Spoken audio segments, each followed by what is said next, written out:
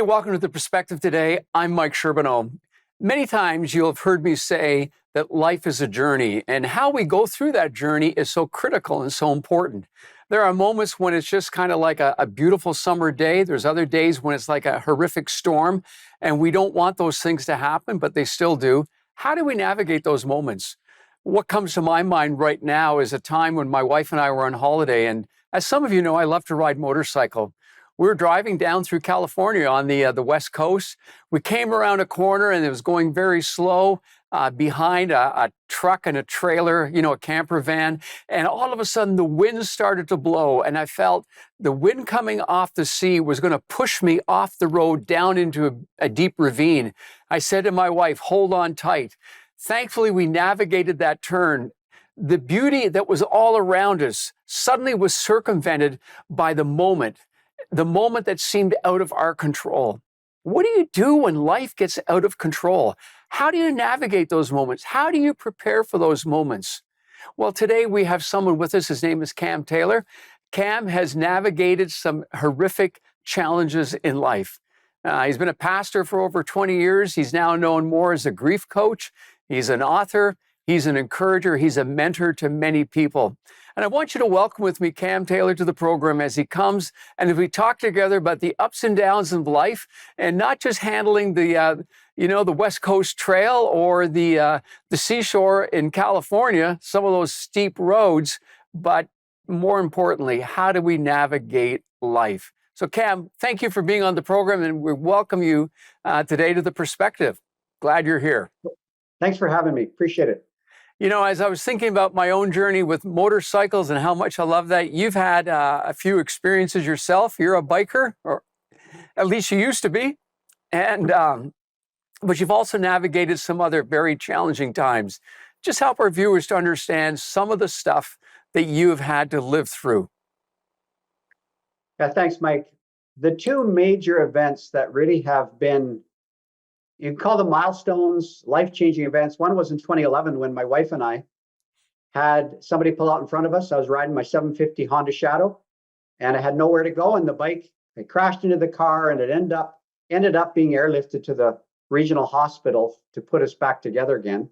Wow. And that really was quite a incredible experience of trauma, of suffering, of pain. I had 10 surgeries, reconstruction on my leg, and it was quite a journey that I ended up calling my detour, and I learned so many lessons. The other significant event was in 2020, right when COVID was starting. We found out my wife was diagnosed with kidney cancer. And that took us on this 6-week journey from that moment when it was diagnosed as stage 4 to when she passed away on May 14th. So those two events really have been life-changing. I've learned so much, and I've been able to take those experiences now and help others who have experienced their own losses and detours that have come their way. Well, Cam, I remember our lives intersected just after you'd had the motorcycle accident, and you were a mentor and encouragement to me with some of the training that I took under your tutelage.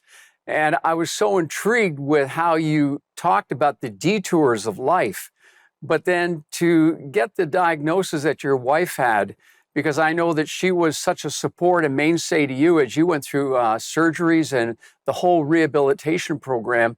That had to be devastating. Talk to me about what you initially felt when you got the news. Yeah, it was very shocking because it came out of nowhere. It started with back pain, and it ended up in the emergency area of the hospital because of the pain. When the emergency doctor actually gave her that diagnosis that she had kidney cancer, we had never heard the word cancer until that point. And I didn't believe it. I said, who is he to tell us that she has cancer? Well, it was confirmed. That was April 24th. I'll never forget that night. And it was very, life-changing. And we didn't know how serious it was, but we knew she was not going to live. We just didn't know how long. So that really forced me to kind of go deep and say to God, what do I do with this? And there's a whole story there with just being open to what he wanted to both say to me and how he wanted to walk with us through that. But I would say it was numbing. It was mind numbing. And I didn't really know what to do in those initial stages. What part did your faith in God play as you navigated through the first accident and then through the loss of your wife? Well, it certainly tested my faith. I felt like Job in many ways, who Yeah. lost almost everything, but I still had a lot left, thank goodness. But I think what it did is that I made a choice. I definitely know that I made a choice to trust God. I remember getting that cancer diagnosis. I was sitting in a parking lot reading James chapter 1, and I looked out across at a truck with a bumper sticker that had FU and then the cancer ribbon. And I thought, that's it. I'm going to send that, take a picture of that, send it to my wife. It was in the early stages of the diagnosis. But then it's like God spoke to me through James. He said, wait a second. You need to reframe this cancer, not as something. Now, yes, it was bad and it was terrible. But what I did in that moment was I made a choice to consider your trials as opportunities for growth and not to become bitter because of them. And that moments like that shifted so that my faith became actually stronger versus weaker. And that really held me in good stead as I pressed through many more days and weeks of pain and numbness and the suffering that goes along with those detours, those losses in life. You know, you have a book coming out in a few months. It's called Good Grief. At least I think I've got it correct. You can correct me if I need to be. But before we get into the content of what you're writing out of your own personal experience, you talked about reframing your thoughts at that moment. Was that just kind of instantaneous? You almost sound like you were superhuman. Uh, what about the pain, the agony, and then how did you help your wife walk through all of that? I think underneath that, the underpinning of that choice was a pretty solid belief system that suffering comes to all of us. I look around me and I see there's sort of this expectation that life is always going to be good. I think I learned that in my motorcycle accident, that life doesn't always throw you nice, soft pitches. Sometimes the curveballs come at you 100 miles an hour. So I had this mindset that said, God allows for suffering. We don't always know why, but that's life on this broken planet. So I think that prepared a foundation for me to be able to say, okay, this has come my way. Instead of saying, why me, I would say, not quickly, why not me? I guess I would say, it happens, life happens. And so I needed to then be there for others. And I know that for my wife, when I made that decision to not curse the cancer and become bitter, I became my wife's servant.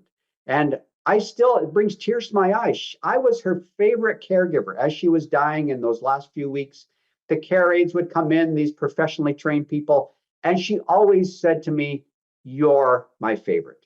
And that belief that I was going to show up for her made such a huge difference in those last days. And it's something that I can remember for the rest of my days. The love that I was able to share with her and the comfort I could give her. Talk to me about that comfort. How do you give comfort to someone who is dying? Well, now I actually teach people how to prepare for death, the whole bereavement, not just bereavement process, which after somebody dies, but also anticipatory grief and also dealing with people that are dying. And people that are dying have all kinds of fears. It's been documented. They need people to be with them. And a lot of times they're afraid of what happens when they actually die. So I didn't really know it at the time, but I just felt like she needed me to be present. And that's another need of the dying, is for them to not be left alone. And so I could sleep with her in the same room. We had family that could sit with her. And I just knew that I needed to make it about her. And that was another thing that I've learned so clearly now, is that when somebody is the person who's dying, or they're sick, or they've had this loss, this trauma, they need comfort from you. And you need to find people to dump on who are outside of that circle. And that was a huge lesson for me, that it was reinforced later, but now I see it very clearly, that those that are suffering need comfort. Don't try to fix them. Don't try to advise them. Don't tell them it's going to be okay, because you don't even know that. just provide them that empathetic listening ear, that support, that presence. It makes such a huge difference. Just want to say today that you're listening to The Perspective. My guest is Cam Taylor. And if at any time you'd like someone to pray for you, maybe you're going through a very challenging situation as well, you can call us at 855-910-6297. There are people there to pray with you, to encourage you. Or write to me at prayer@theperspective.tv. We're going to be back with Cam Taylor and want to hear more about the book that he is producing that's coming out soon, but also his specific work as a grief coach. You're going to want to hear what he has to share, so stay with us. We'll be right back.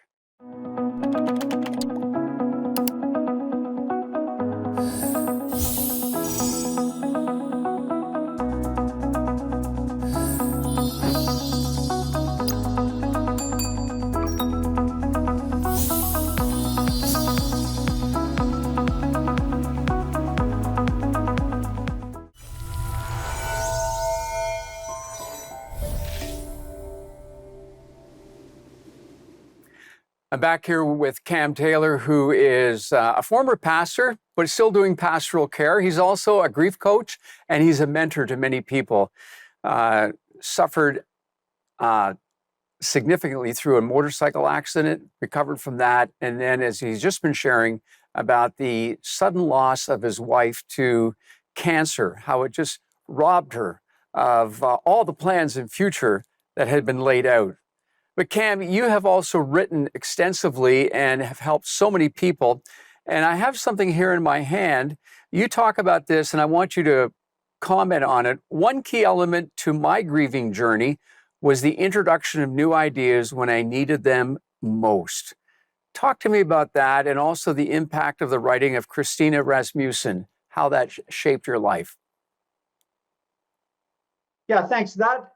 That whole idea, initially, I heard about that through the writing of Seneca, who's a Stoic philosopher. And he talks about these three, I call them three legs of healthy grief when you're not stuck in your grief. That if you start doing these three things or you're aware of them early on, it really helps you to grieve. The number one is you need to read good books. And I've interpreted that as you need good ideas. And that's something I did. I read books on grief. I learned from people, from mentors. The second thing you need is the consolation of friends, or you need empathetic witnesses, people that will sit with you, people that will truly listen without fixing or advising or probing.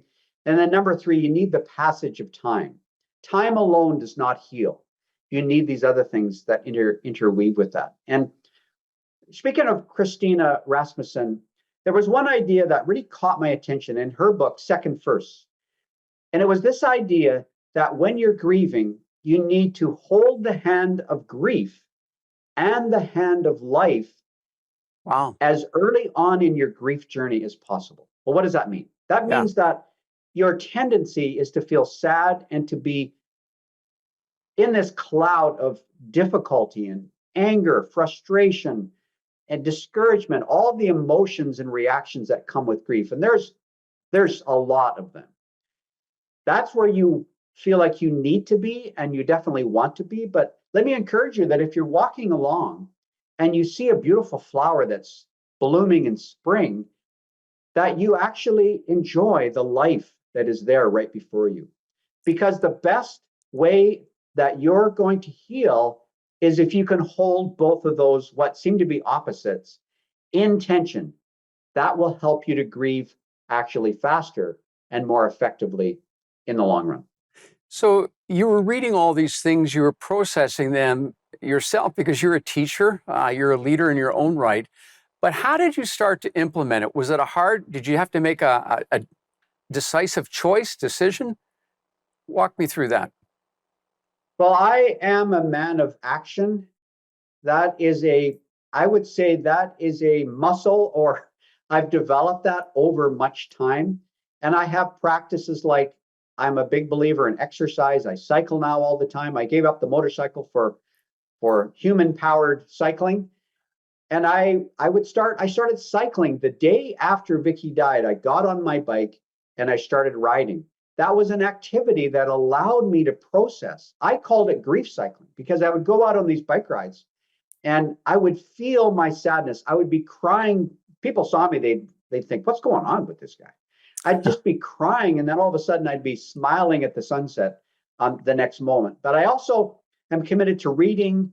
I started reading a book 2 weeks after somebody sent me this book called Resilient Grieving, which was, again, it just sparked these ideas that I can actually be proactive in my grief. I didn't have to let it roll over me. That was a huge shift. Right. And I had a great community that I fostered. I had people that I could actually walk with and talk with, people that were empathetic. The ones that weren't, I stayed away from them. And I found those people that would actually listen and not try to quote Bible verses and make it all better, because it wasn't better. It was awful. It was painful. But those were some of those practices, I would say, habits that I continued to do. The journaling was a huge part of it as well.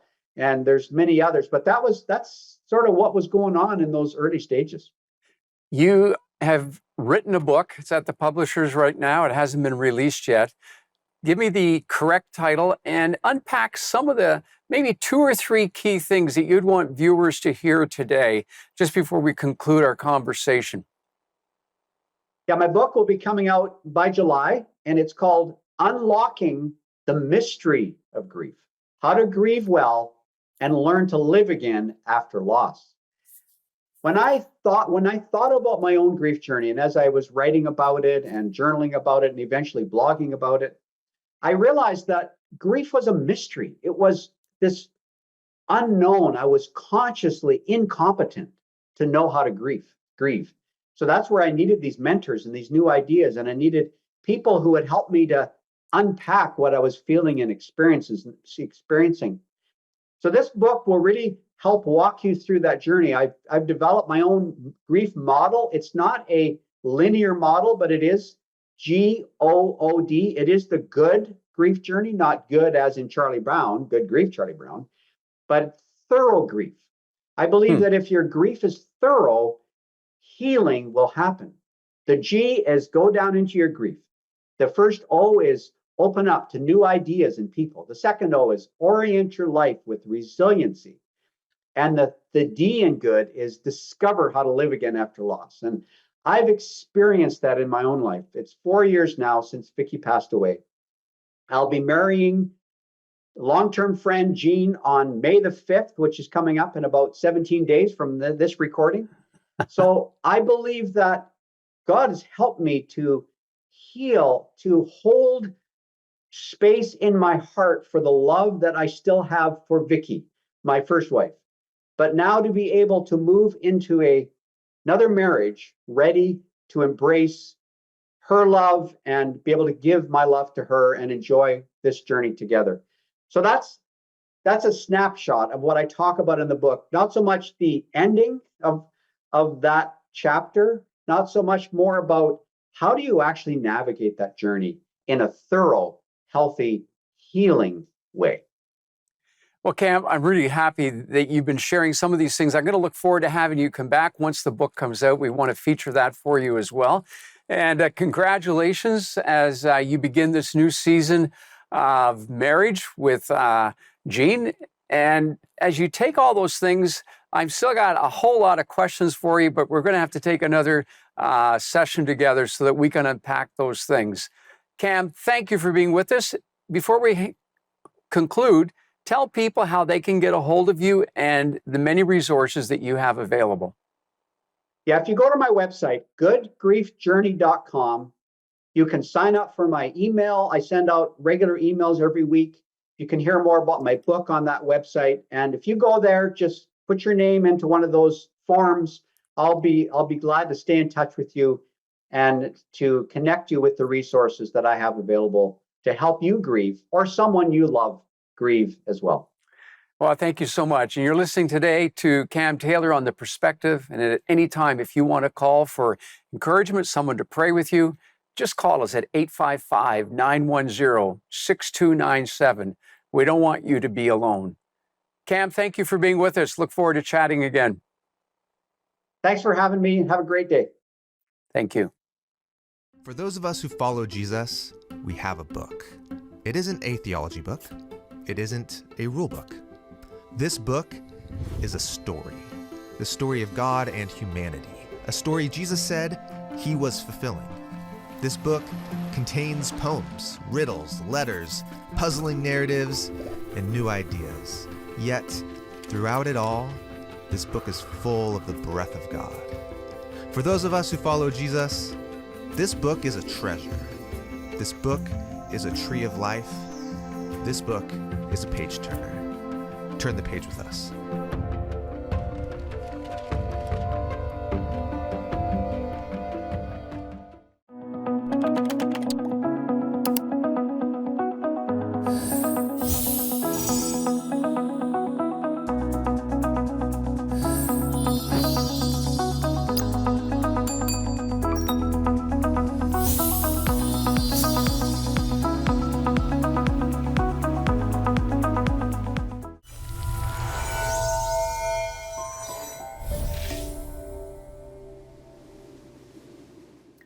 I remember reading, and it discouraged me a little bit, but what I read was that the average guy in his lifetime eats the equivalent of a two-story house of bread.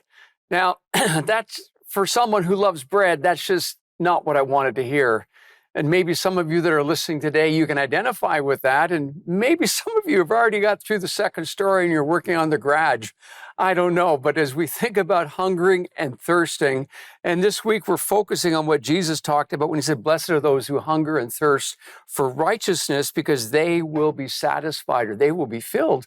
We need to ask, what is it that ultimately satisfies us in life? And Jesus actually had words to say to us through the pen of John. He said, don't love the world or things in the world, lust of the flesh, the lust of the eyes, and the boastful pride of life. All those things that you hunger for will never fill you up. So we've got to come back to a question and say, well, if that's the case, what is it that I really want? What is it will satisfy the deep need in my life? Many times we journey through life and we keep clutching and grabbing at things, and we know that it's not going to ultimately make us happy, but we still go back to what is familiar, and we still keep coming away with what leaves us empty, and we're never satisfied. What is it you're thirsty for?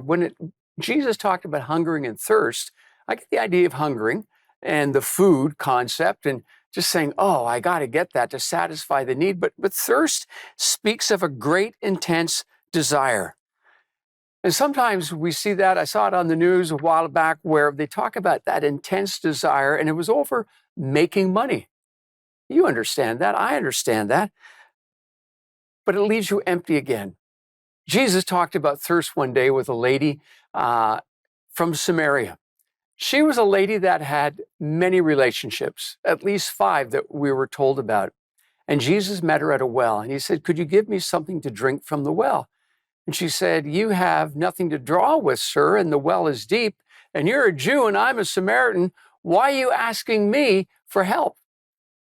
And he said to her, if you knew the gift of God and who it is that is speaking to you, give me a drink, you would have asked of him, meaning Jesus, and he would have given you living water.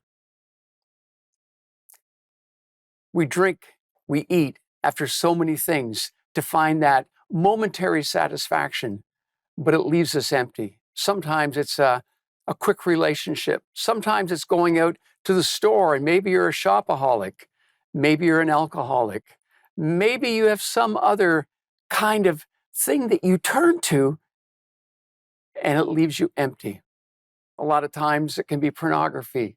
Sometimes it can be just one more fix of a drug to make me happy, or at least to numb the pain. And we keep coming back. And today I want to encourage you to think about, what is it that you're feeding on? What is it that you're drawing your strength from? Because Jesus said, happy are those who hunger and thirst for righteousness, for they will be filled. Like it or not, what we feed upon dictates how happy we are, how fulfilled we are. And Jesus says, those that hunger and thirst for righteousness, they will be filled. And righteousness speaks of the character or quality of being right with God. Remember years ago when we were living close to both of our families, we would have to go to both homes for the big turkey dinner at Thanksgiving or Christmas.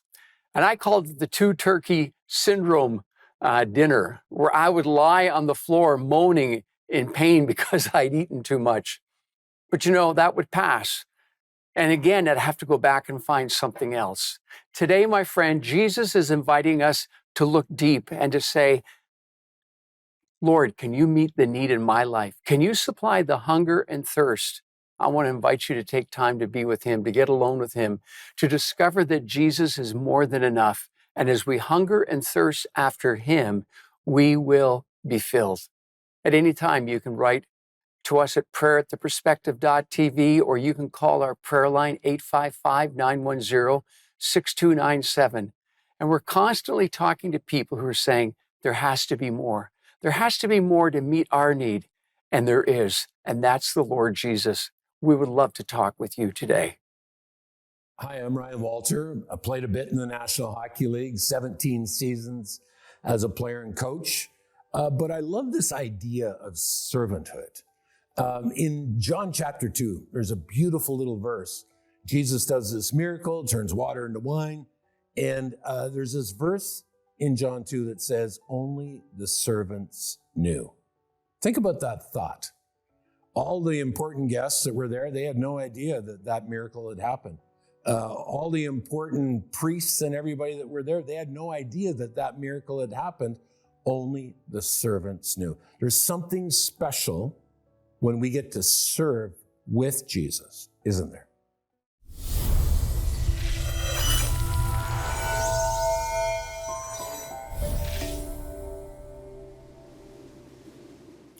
So much to process as we ponder what Cam has been sharing in his story, but then also as we talk about what Jesus had to say about the source of happiness. Ultimately, happiness is not found in a person. It has to be found in Jesus. As we even think through the whole process of grief, as we think about the shortness and the temporary nature of life, the words of Jesus when he said, I am the resurrection and the life, take on huge significance. Can I encourage you not to let your joy in your life be based around a person as much as we want to enjoy those key people, whether it's a spouse or our children or a lifelong friend, but let it be found in Jesus, because he's the one who said, blessed are those who hunger and thirst for righteousness, for they will be filled. The Lord Jesus is wanting to be your Savior, to be your Lord and friend. And as you open yourself up to him today, you can invite him to come and take his rightful place in your heart. Just say, Lord, will you be my Savior? Will you forgive me? He always hears that prayer, and it can be a fresh start for you today. Thanks for listening.